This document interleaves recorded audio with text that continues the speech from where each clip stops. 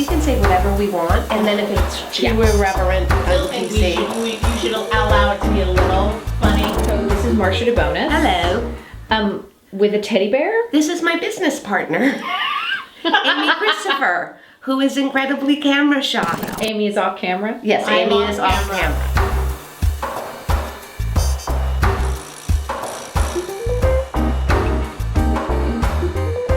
I walk into a room and there's a group of people in the audition watching me. Who should I talk to? I always feel like it's important to have like the casting person as your anchor. Yeah, I do too. I think that you find them because they're the kind of like the person that brought you there. Right. They're the ones that are, you know, going to be in your corner. So just have kind of, you know, make sure that you've clocked where they are, because I think it might just make you feel sort of like More settled. Kind of. Yeah. And it's weird because, as we all know, sometimes you will get introduced to everybody, but of course you're nervous, you don't pay attention, and then there's also the times where no one is introduced. Right. So the one person you will always probably know is the casting director. Right. I think don't worry about shaking hands with everyone, making small talk. I mean, you can sense, sometimes there are rooms that clearly it's a fun and everybody's, but it's also sometimes awkward when the actor has decided that they're going to say hello and shake hands with all 7 of the people. And so, you know, kind of be aware of when that might be appropriate. Most of the time it's not.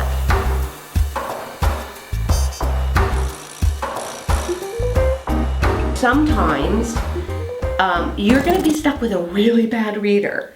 Now, they're either going to be the casting director who's not an actor and is reading, or that sometimes they'll actually hire readers who are crappy.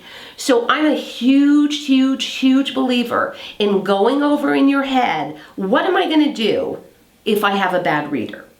Like, how am I going to not let that throw me off? So really just sort of visualizing, okay, so I realize the reader sucks. How am I going to stick to my choices and not have the entire thing be me third-eyeing myself going, I can't believe how awful the reader is. So, or how indifferent the casting person is. Or that you can't believe that the director is eating his lunch. Or that someone's on their iPhone. Yeah, exactly. So just, it's like, try to kind of walk yourself through, like, how am I going to handle this bad scenarios, and then hopefully it's a good one and you don't have to worry about it. But there's nothing worse than going in, and I know we've all done it, it's like you spend the whole thing third-eyeing yourself, you don't do what you want, and then you leave, and then you know, kick yourself for not doing it. So I find if you prepare going in for what you're going to do if things are not perfect, that it helps.